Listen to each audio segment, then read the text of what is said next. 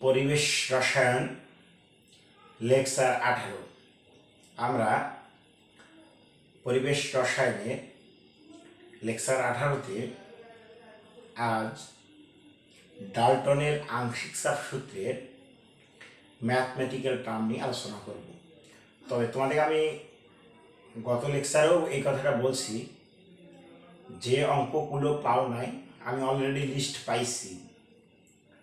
তো আমি ডাল্টনের আংশিক সূত্রটা যেহেতু ধরছি, এটা পরিপূর্ণ 2টা বই থেকে শেষ করে দেওয়ার পর আমি তোমাদের বাকি যেগুলো আছে অক্ষরপত্র এবং সঞ্জিত কুমার গুহ স্যারের বইয়ের অঙ্ক, এগুলো আমি দিয়ে দিব। তো এখন আমি প্রথমে অক্ষরপত্র বইয়ের গাণিতিক টার্ম নিয়ে আলোচনা করতেছি। প্রথমে শিক্ষার্থীর কাজ নাম্বার 1 বলা হয়েছে 25 ডিগ্রি সেলসিয়াস তাপমাত্রায় 250 মিলিমিটার পারস্যে 400 CC mean centimetre cube,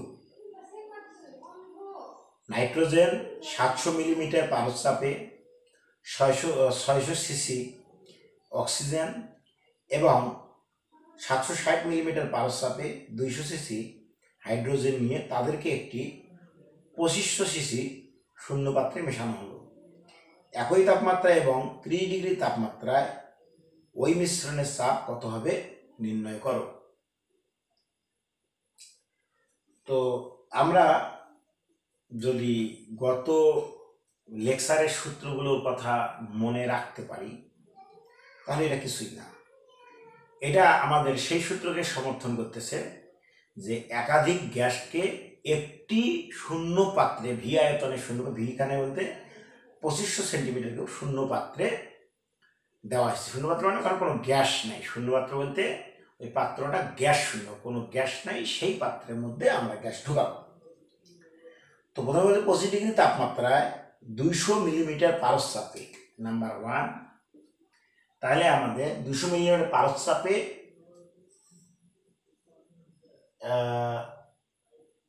400 CC nitrogen gas. তাহলে নাইট্রোজেন গ্যাসের আমি লিখব, নাইট্রোজেন গ্যাসের চাপটা ছিল 250 মিলিমিটার পারস্যে এবং নাইট্রোজেন গ্যাসের আয়তনটা ছিল 400 সিসি মিন সেন্টিমিটার কিউব।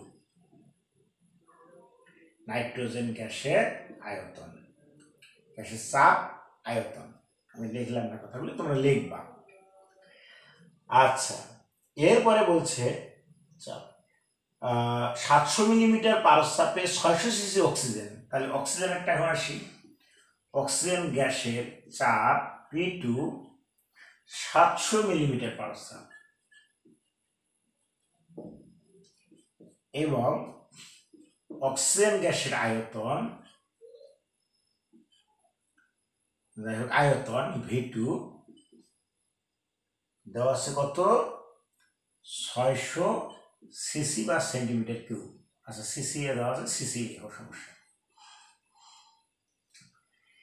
এরপর কি বলছে, এবং 760 মিলিমিটার চাপে 200 সিসি হাইড্রোজেন।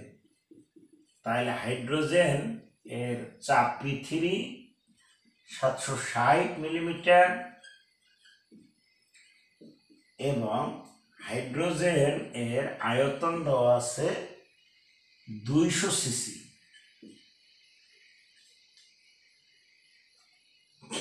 হাইড্রোজেন নিয়ে তাদেরকে একটি 2500 সিসি শূন্য পাত্রে মেশানো হলো। একই তাপমাত্রায় এবং 30 ডিগ্রি তাপমাত্রায় ওই মিশ্রণের চাপ কত? একই তাপমাত্রায়, তার মানে 25 ডিগ্রি সেলসিয়াস তাপমাত্রায় উপাত্তগুলো দেওয়া আছে। এই তাপমাত্রায় আগে আমরা চাপ নির্ণয় করবো, তারপরে বলছে 30 ডিগ্রি সেলসিয়াস তাপমাত্রা চাপটা কত হবে। এরকম একটা অঙ্ক আমি করেছিলাম। তো এটা নিয়ে আমরা যে চাপ নির্ণয় করতে চাই, এখানে 3টা গ্যাস, 1টা 2টা, 3টাকে একটা শূন্য পাত্রে 2500 সিসি আয়তনের, তাহলে পাত্রের মোট আয়তন, আমাদের মোট পাত্রের আয়তন, মোট আয়তন 2500 সিসি বা সেন্টিমিটার কিউব বলছে। তাহলে ওই মিশ্রণে মোট চাপ P = হোয়াট? তোমরা আংশিক চাপ বের করে করে করতে পারো, আবার মোট চাপ দিয়েও একবার করতে পারো। আমরা সূত্র যেটা জানি যে পি ভি, একবার মোট চাপ যেহেতু P1 V1 plus P2 V2 plus P3 V3, আর যদি আমি এখানে P সমান তো P1 V1 plus P2 V2 plus P3 V3 by হলো V। তো দেখো P1 এর মান আছে, V1 এর মান আছে, P2 এর মান, V2 এর মান, P3 এর মান, V3 এর মান, V3 এর মান। তো এখানে শুধু আমার যে জিনিসটা এখন প্রয়োজন সেটা হইল ভি। ভির মান তো আমাদের 2500, তাহলে এই জিনিসগুলো বসাই দিলে মোট চাপটা পাওয়া যাবে। এইটা একটা পদ্ধতি।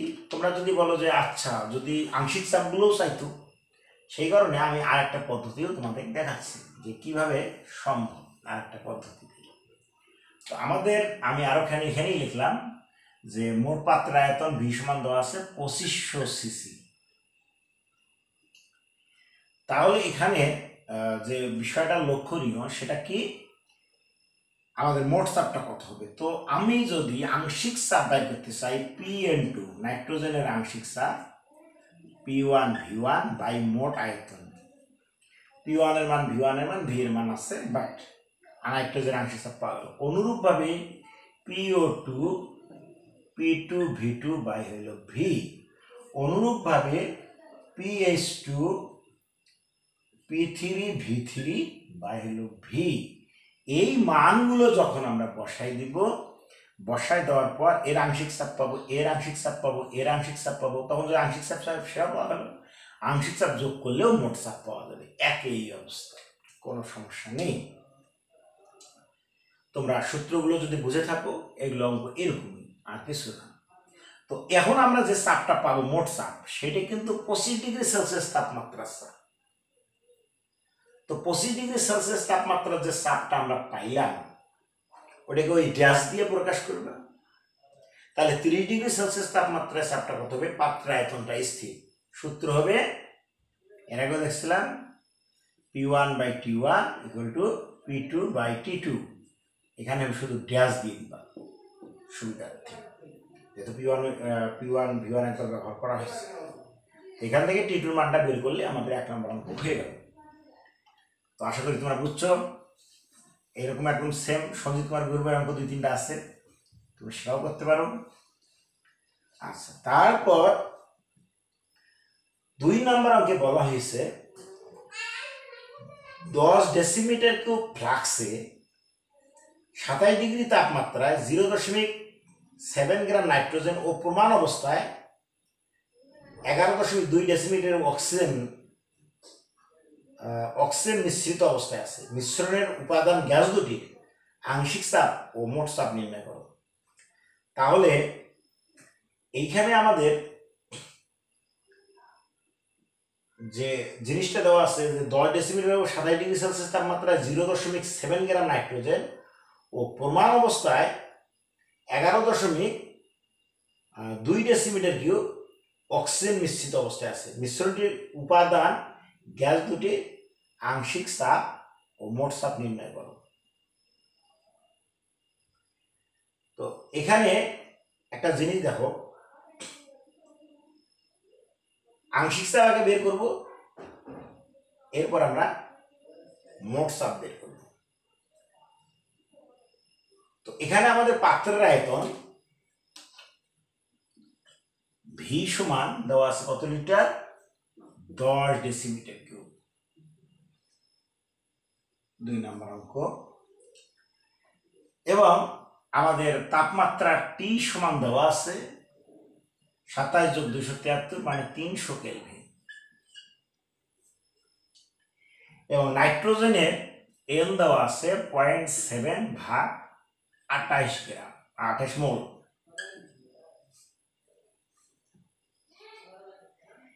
এরপর দেওয়া আছে নাইট্রোজেন ও প্রমাণ অবস্থায় 11.2 ডেসিমিটার অক্সিজেন মিশ্রিত অবস্থায় আছে। এটা আমাদের গেল নাইট্রোজেনের। অক্সিজেনের আমরা প্রমাণ অবস্থায় এসটিপিতে আয়তন একটা দেওয়া আছে, ওখান থেকে আমরা মোল সংখ্যাটা বের করে নেব, অক্সিজেনের মোল সংখ্যা। আমরা জানি প্রমাণ অবস্থায় এসটিপি তে 22.4 লিটার 22.4 লিটার অক্সিজেনের আয়তন আর মোল সংখ্যা ইকুয়াল টু 1, অতএব 11.2 ডেসিমিটার লিটার বা ডেসিমিটার কিউব এর মোল সংখ্যাটা কত হবে? এখানে আমাদের উপরে হবে 11.2, নিচে হবে 22.4, তো অর্ধেক, তার মানে 0.5 মোল। তাহলে এখানে আমাদের এটা কার মোল সংখ্যা? অক্সিজেনের। এটা হলো নাইট্রোজেনের মোল সংখ্যা, নাইট্রোজেনের NN2 দিলাম, আর এটা হলো টোটাল পাত্রের আয়তন। তাহলে এই পাত্রের মধ্যে মিশ্রিত করছে গ্যাস দুটা, তাহলে তাপমাত্রা সেখানে এত। এখন আমার কথা হইলো, তাহলে এখানে আমাদের আংশিক চাপ এবং মোট চাপ নির্ণয় করতে বলা হয়েছে। আংশিক চাপ এবং মোট চাপ যদি নির্ণয় করতে চাই, তাহলে আমরা যদি PN2 নির্ণয় করতে চাই প্রথমে, তাহলে NN2 RT/V, ডেসিমিটার কিউব কিন্তু লিটার একের সমান, কাজে আর এর মান এখানে লিটার বাই 100 এককে হবে। R = 0.082 লিটার অ্যাটমসফিয়ার পার মোল পার কেলভিন। তাহলে এখান থেকে আমরা যদি এর মোল সংখ্যাটা বসাই, আর এর মান, টি এর মান, ভি এর মান এগুলো বসাই দেই, তাহলে নাইট্রোজেনের আংশিক চাপটা আমরা পাবো। অনুরূপভাবে PO2 = NO2 RT/V, যেহেতু NO2 এর মান আমরা পাইলাম এত মোল, 0.5 মোল, আর এর মান জানি, টি এর মান দেওয়াই আছে, ভি এর মান দেওয়া আছে, বাস আংশিক চাপ দুইটা পাইলাম। আর আমরা জানি মোট চাপ যদি পি হয়, সেটা হবে আংশিক চাপের যোগফলের সমান, PN2 + PO2 = মোট চাপ। তাহলে এটা হলো চাপের একক, এখানে অ্যাটমসফিয়ার হবে, কারণ লিটার বাই 100 এককে এখানে চাপের একক অ্যাটমসফিয়ার হবে। তো আশা করি তোমরা এই অঙ্ক বুঝতে পারছো এবং পারবা। এরপর অঙ্ক নাম্বার 3-এর দিকে একটু আমরা যাই। অঙ্ক নাম্বার 3-এ বলা হয়েছে 25 ডিগ্রি তাপমাত্রায় 10 লিটার আয়তনের একটি ফ্লাক্সে 2 গ্রাম নাইট্রোজেন, এত গ্রাম হাইড্রোজেন, এত গ্রাম অক্সিজেন রাখা আছে, মিশ্রণের মোট চাপ নির্ণয় করো। তো এইটা মানে বলি দেওয়া উচিত নয়, তারপরে বলি টি এখানে 25 + 273 একটা সামথিং কেলভিন, 288-98 কেলভিন। আমাদের ভি দেওয়া আছে হলো 10 লিটার, এবং যেহেতু খালি আংশিক চাপ চাই নাই, মোট চাপ চাইছে, তো আমাদের একবারে এন সমান মোল সংখ্যা, গ্রাম দেওয়া থেকে মোল বানাইতে কি করতে হয় আমি শিখাইছিলাম, যে নাইট্রোজেনের মোল সংখ্যাটা হইবে এন সমান নাইট্রোজেনের মোল সংখ্যা, নাইট্রোজেনের ভর আছে আমাদের এখানে 2/28 গ্রাম, যোগ 2.5/2 গ্রাম হাইড্রোজেনের, তারপরে অক্সিজেন আছে 3 গ্রাম, 3 + 32, তাহলে টোটাল মোল সংখ্যা এটা হলো নাইট্রোজেনের, এটা হলো হাইড্রোজেনের, এটা হলো অক্সিজেনের। তাহলে এই যে টোটাল মোল সংখ্যাটা একবারে আমরা মোল পাবো, যে মোলটা আমরা পাইলাম সেটা হলো এন। চাইছে আমাদের মোট চাপ পি, আর এর মান বসাবো লিটার বাই 100 এককে, লিটার 0.0821 লিটার অ্যাটমসফিয়ার পার মোল পার কেলভিন। তাহলে হয়ে গেল।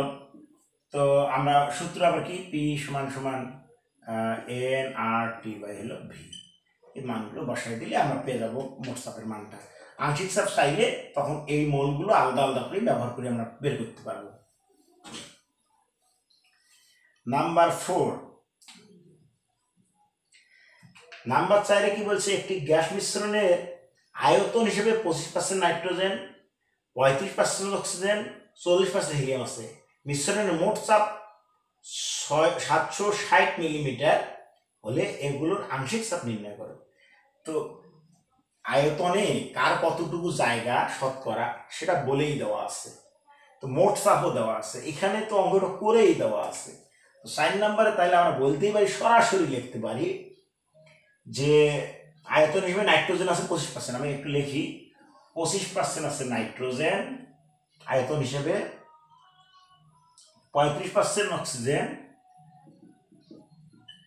ও 40% আছে 40% আছে হিলিয়াম গ্যাস। আর মোট চাপটা দেওয়া আছে 760 মিলিমিটার পার সেকেন্ড। তো মোট চাপটা কি, এই গ্যাসগুলো মিলিয়ে কিন্তু এই মোট চাপটা, এই গ্যাসগুলো মিলিয়ে যেহেতু মোট চাপ, এই মোট চাপের মধ্যে এই আয়তন অংশটুকু তোমাদের এই চাপের একটা মধ্যে প্রভাব ফেলছে। তার মানে এই আয়তনটুকু এই 760-এর মধ্যে আছে, যতটুকু চাপ দিছে, এই আয়তনটুকু এই 760-এর মধ্যে যতটুকু চাপ দিচ্ছে সেটাও আছে, এই আয়তনটুকু 760-এর মধ্যে যতটুকু চাপ দিচ্ছে সেটা আছে, টোটাল মিলে এই চাপটা পাওয়া গেছে। তাহলে কি 760-এর মধ্যে এই 25% আয়তনের গ্যাস কতটুকু চাপ দেয় সেটাই আর আংশিক চাপ, টোটাল চাপের একটা অংশ। তাহলে আমরা লিখতেই পারি একবারে Pn2 ইকুয়াল টু 760 এর 25/100, অর্থাৎ শতকরা 25 মোট চাপের শতকরা নাইট্রোজেনের চাপটা হলো 25 আয়তন দখল করে চাপ দিছে। তাহলে এইটা এখন কেটে কেটে দেখবা 10 5 দুগুণ 10 5 25 3 দুগুণ 6 8 দুগুণ 38 দুগুণ 76 5 8 40 3 5 15 15 4 19 190 মিলিমিটার পার সেকেন্ড। তো অনুরূপভাবে যদি Pn2 বের করতে পারো তাহলে PO2 বের করা যাবে 760 এর 35 ভাগ কত 100 দিয়ে বের করবা। অনুরূপভাবে পি হিলিয়াম ইকুয়াল টু 760 এর উপরে কত হবে 40, নিচে হলো 100। তাহলে এই চাপগুলো যেগুলো হবে এগুলো হবে অ্যান্সার। কাজে এই অঙ্কটা শুধুমাত্র মোট চাপের এই আয়তনটা ওই চাপের কত অংশ ধরিয়ে চাপ দিছে সেগুলো আমাদের বের করা, আর কিচ্ছু না। এইবার আমরা আসবো 4 নম্বর অঙ্কে। 4 নম্বরে তো হলো 5 নম্বর। একটি অক্সিজেন সিলিন্ডার গ্যাসের চাপ 10.3 অ্যাটমসফিয়ার। 1/3 আয়তনের আরেকটি অক্সিজেন সিলিন্ডার 1.1 অ্যাটমসফিয়ার সিলিন্ডার দুটিকে সংযুক্ত করা হলে মিশ্র চাপ হবে। উদাহরণ অঙ্ক, এই উদ্যোগ করাই দিচ্ছি, গতদিন করাই দিচ্ছি। এখানে 8 অ্যান্সার আসছিল, ওখানে 7.99 অ্যান্সার আসছিল, তো এখানে 8 দেওয়া আছে, ওখানে 7.99 আছে, যেটা বললো সেটাই আছে, সমস্যা নেই, যেটা আসবে তোমাদের। 6 বলছে 5.6 গ্রাম নাইট্রোজেন পূর্ণ 15 লিটার আয়তনের পাত্রকে 8.0 গ্রাম অক্সিজেন পূর্ণ 5 লিটার আয়তনের পাত্রের সাথে সংযোগ করা হলো। 27 ডিগ্রি সেলসিয়াস তাপমাত্রায় প্রতিটি গ্যাসের আংশিক চাপ নির্ণয় করো। তো এখানে তো দুইটা গ্যাস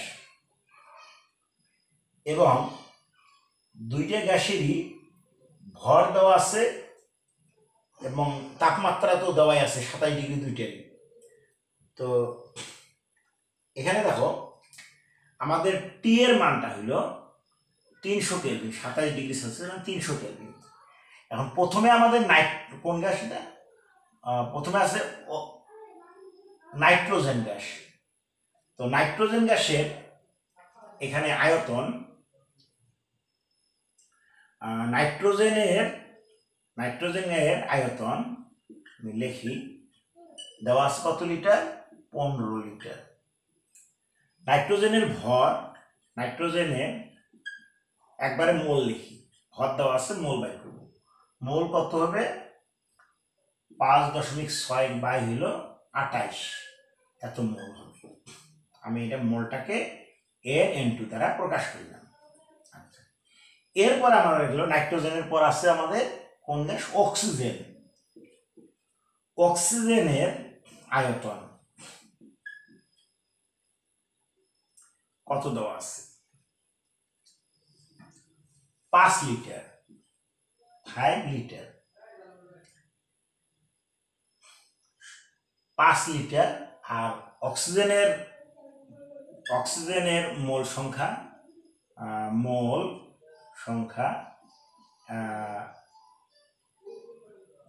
NO2 ইকুয়াল টু দেওয়া আছে 8/32।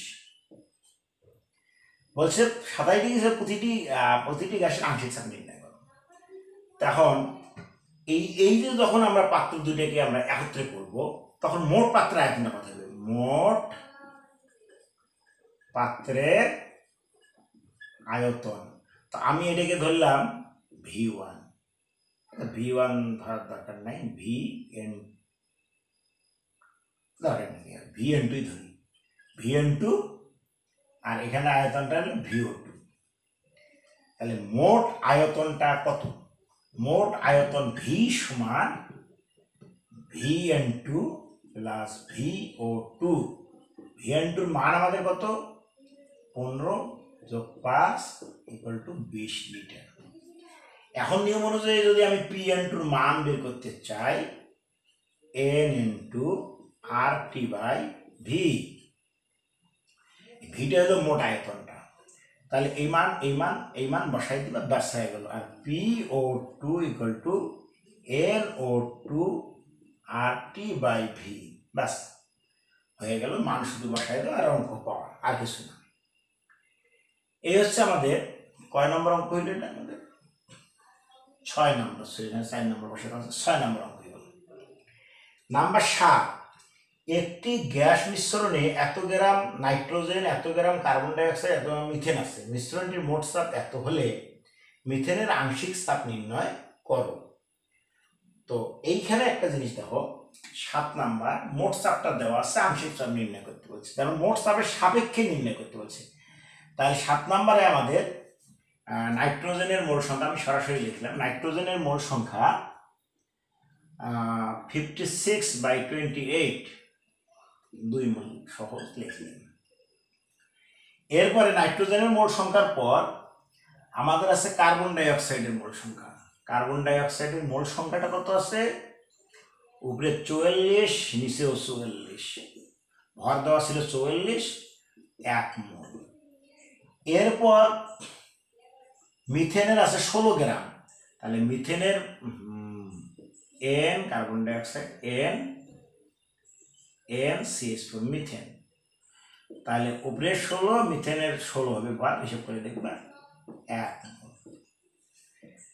মোট চাপ কত দেওয়া আছে এখানে লিখে রাখলাম, মোট চাপ দেওয়া আছে, মোট চাপ P লিখলে একটু সমস্যা কি, P কত আছে? 720 মিলিমিটার পার, 720 mmHg। এখন আমাকে বলা হয়েছে মিথেনের আংশিক চাপ, মিথেন কেন, যে কোনোটার আংশিক চাপ আমরা নির্ণয় করতে পারবো। এখন বিষয়টা এইখানে কোন সূত্রটা আমরা ব্যবহার করব? এইখানে সূত্রটা আমার ব্যবহার হবে PCH4 মিথেনের আংশিক চাপ ইকুয়াল টু XCH মিথেনের মোল ভগ্নাংশ ইন্টু মোট চাপ। মোল ভগ্নাংশ মানে কি?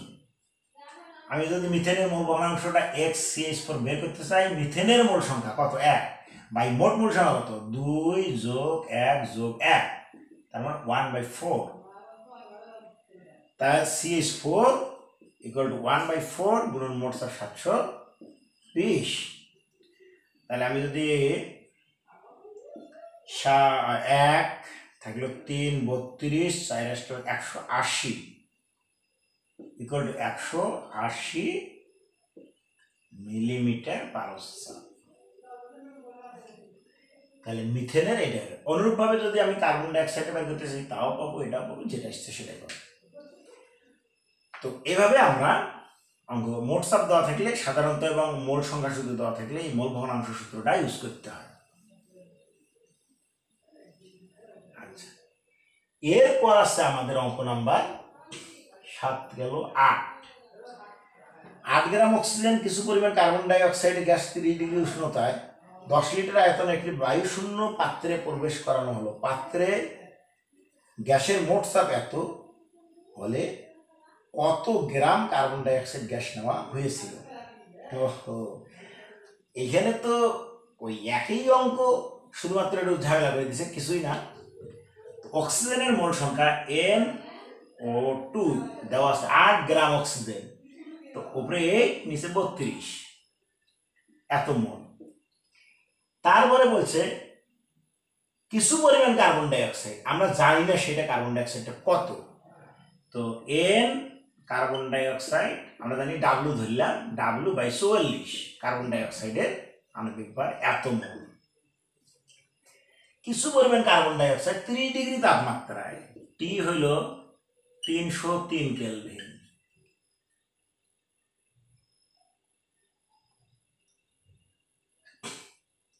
এবং 10 লিটার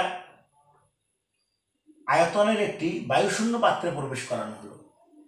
ভি এর মান হলো 10 লিটার, এবং পাত্রে গ্যাসের মোট চাপ 1520 মিলিলিটার, পি 1520 মিলিমিটার পারস্যাপ। এখন আমাদের দরকারটা কি? 1520 মিলিলিটার পারস্যাপ। তাহলে এখন আমাদের যে দরকারটা সেটা হলো যে কি বলছে, চাইছে কি কত গ্রাম কার্বন ডাই অক্সাইড গ্যাস নেওয়া হয়েছিল। তাহলে আমাদের এখানে মোট মোল সংখ্যাটা কত, আমি একবারও লিখতে পারি n সমান NO2 প্লাস NCO2 নাকি। এখন এই NO2 মান হলো 8/32, তোমরা ক্যালকুলেশন করে দেখবা, আর W/44 আমাদের চাওয়া হয়েছে যেটা, সেটা এই ডাব্লুর মানটা, অর্থাৎ কার্বন ডাইঅক্সাইড কত গ্রাম নেওয়া হয়েছিল। তো আমরা যে সূত্রটা জানি সেই সূত্র হইল, সূত্রটা কি, P সমান nRT/V। কাজে যেহেতু কেন আর এর মান লিটার বাই হিসাবে আমরা বসাতে যাব, তখন আমাদের এটা মিলিমিটার পারস্যাপটাকে অ্যাটমসফিয়ার বানাইতে হবে, 760 দ্বারা ভাগ করতে হবে, 1520 ভাগ 760 অ্যাটমসফিয়ার। এখন আমাদের পি এর মান আছে, ভি এর মান আছে, টি এর মান আছে, আর এর মান আমাদের জানা, এন এর মান এগুলো, এই মানগুলোও আছে, শুধু ডাব্লু নাই। ডাব্লু এখান থেকে ক্যালকুলেশন করে বের করা কোনো ব্যাপার নয়। এরপরে আমাদের অঙ্ক নাম্বার 9, স্থির উষ্ণতায় 750 মিলিমিটার পারস্যাপে 2 লিটার আয়তনের নাইট্রোজেন গ্যাসকে 3 লিটার আয়তনের অক্সিজেন গ্যাসের সাথে মিশ্রিত করা হলো। মিশ্রণের চাপ ও আয়তন যথাক্রমে এত এবং এত হলে অক্সিজেনের প্রারম্ভিক চাপটা আমাদের নির্ণয় করতে বলছেন। আরো সহজ অঙ্ক, অঙ্কটাতে তাহলে আমাদের বললো কয় নাম্বার অঙ্ক এটা, নাম্বার 9। 9 নাম্বার অঙ্কে আমাদের বলছে স্থির উষ্ণতায় 750 মিলিমিটার পারস্যাপে 2 লিটার আয়তনের নাইট্রোজেন, তার মানে নাইট্রোজেনের আমাদের চাপটা দেওয়া আছে, নাইট্রোজেনের চাপ P1 দেওয়া আছে আমাদের 750 মিলিমিটার, এবং তার আয়তনও দেওয়া আছে 2 লিটার নাইট্রোজেনের। এরপরে পরের গাছটা কি আছে, পরের গাছটা আছে অক্সিজেন। অক্সিজেনের আয়তনটা দেওয়া আছে 3 লিটার, অক্সিজেনের চাপ দেওয়া নাই, তো ধরলে মডেল P2, চাপ ইকুয়াল টু P2। এখন আমাকে যে কথাটা বলা হয়েছে, এদের মোট আয়তন মোট চাপ দেওয়া আছে, মোট আয়তন V ইকুয়াল টু দেওয়া আছে, মোট চাপ P ইকুয়াল টু দেওয়া আছে, মোট চাপ দেওয়া আছে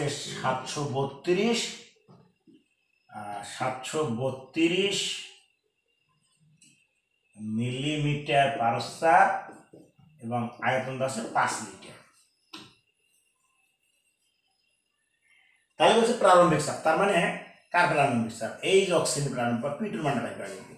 তো আমাদের দেখো সূত্র অনুযায়ী PV সমান P1 V1 plus P2 V2। তো তোমরা এখানে দেখো P এর মান আছে, V এর মান আছে, P1 এর মান আছে, V1 এর মান আছে, P2 এর মান নাই, V2 এর মান আছে, তো P2 এর মান এখান থেকে বের করা কোনো বিষয় নয়।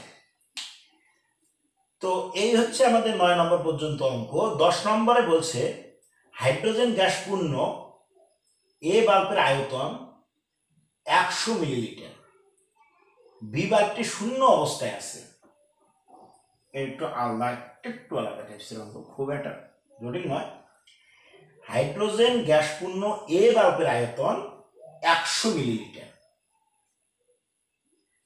বি বাল্বটি শূন্য অবস্থায় আছে। এ ও বি বাল্বকে সরু নল দ্বারা যুক্ত করা হলে গ্যাসের চাপ কমে প্রারম্ভিক চাপের 40% হয়। বি বাল্বের আয়তন নির্ণয় করো। এখানে একটা জিনিস তোমরা লক্ষ্য করে দেখো, আমাদের বাল্ব আছে একটা এ, একটা আছে বি বাল্ব। আমি যদি চিত্র আঁক করি, এটা ধরো আমাদের এ বাল্ব, এটা আমাদের বি বাল্ব। তো এখানে গ্যাস আছে, সেই গ্যাসটার নাম বলছে যে হাইড্রোজেন গ্যাস, আর এটা হলো শূন্য পাত্র, কোনো গ্যাস নাই, কিন্তু আমাদের পর্দার আটকানো আছে। হাইড্রোজেন পূর্ণ এটা, আর এটা আমাদের শূন্য পাত্র। এখানে মোটামুটি একটা চাপ আছে, সেই প্রাথমিক চাপটা আমি ধরি না P1 সমান হাইড্রোজেনের প্রাথমিক চাপটা P1 সমান আমি ধরলাম পি চাপ আছে ওখানে, কিন্তু এর প্রাথমিক আবার আয়তনটা দেওয়া আছে কত, সেটা 100 মিলিলিটার। হাইড্রোজেনের প্রাথমিক আয়তনটা দেওয়া আছে V1 100 মিলিলিটার। এখন এইটা যখন ছাড়ছে তখন গ্যাসগুলো কিন্তু এখানে থেকে এই দিকেও চলে গেছে, গ্যাসটা সরে যাওয়ার কারণে চাপটা কমে গেছে। এই চাপের মানটা কমে গিয়ে যেটা চাপ হয়েছে সেটা কিন্তু আমাদের এখন এই গ্যাসের মোট চাপ, পুরো পাত্র জুড়ে এই গ্যাসটা যে চাপটা দেবে সেটা ওই গ্যাসের মোট চাপ। তাহলে আমি সরাসরি এখন যাচ্ছি, তাহলে মোট চাপটা কত হবে? মোট চাপ বলছে প্রাথমিক চাপে, প্রাথমিক চাপ পি, মোট চাপ, আর মোট চাপটা হবে পি এর কত বলছে 40%, তার মানে কি 40/100 ইকুয়াল টু 0.4 পি। মোট চাপটা হবে 0.4 পি। মোট আয়তন, মোট আয়তন, এর আয়তন ছিল 100 মিলিলিটার, আর এই পাত্রের আয়তনটা আমরা ধরলাম ভি। এটা হলো আমাদের মোট, এটা হলো মোটের সংখ্যা। এখন আমার কথা হলো এই পাত্রের আয়তনটা আমরা ভি ধরলাম, তাহলে ওটা লিখি, এটা হলো আমাদের এ পাত্রে, এটা বি পাত্রের ক্ষেত্রে, এর ক্ষেত্রে, বি এর ক্ষেত্রে, এর ক্ষেত্রে আর বি এর ক্ষেত্রে। বি এর ক্ষেত্রে হাইড্রোজেনের প্রাথমিক না, বি এর ক্ষেত্রে হাইড্রোজেনের প্রাথমিক চাপ P2 = 0, কারণ তখন এখানে বি এর ক্ষেত্রে কিন্তু কোনো হাইড্রোজেন গ্যাস ছিল না, তাহলে চাপ দিবি কি? আর বি এর ক্ষেত্রে হাইড্রোজেন গ্যাসের আয়তনটা আমরা ধরছিলাম V2 = V। তাহলে হাইড্রোজেনের এর ক্ষেত্রে আমাদের আয়তন এত, বি এর ক্ষেত্রে আয়তন এত, তাহলে দুইটা মিলে আয়তনটা হলো, যখন আমরা নল দ্বারা যোগ করবো 100 + V, এই আয়তনটা। আর চাপ যখন কক্ষরিত হয়েছে, চাপ পি থেকে কমে গিয়ে এই চাপটা আছে, এটাই হলো তার টোটাল চাপ। তাহলে আমরা সূত্র অনুযায়ী জানি মোট চাপ মোট আয়তনের গুণফল, এদের গুণফলের যোগফল সমান, অর্থাৎ পিভি মানে মোট চাপ, ভি হইল 100 + ভি। মোট চাপ আয়তনের গুণফল P1 V1 = P2 P1 V1 plus P2 V2। এখন P1 এর মান আমাদের P, V1 এর মান আমাদের 100 যোগ P2 এর মান আমাদের কত? P2 এর মান আমাদের হলো 0, V2 এর মান আমাদের V। তো এখন এখান থেকে আমরা 0.4p 100 যোগ ভি এই এটা তো থাকবেই না, তো ওটা যেহেতু থাকবে না কাজে আমার এই পি কেটে যাবে।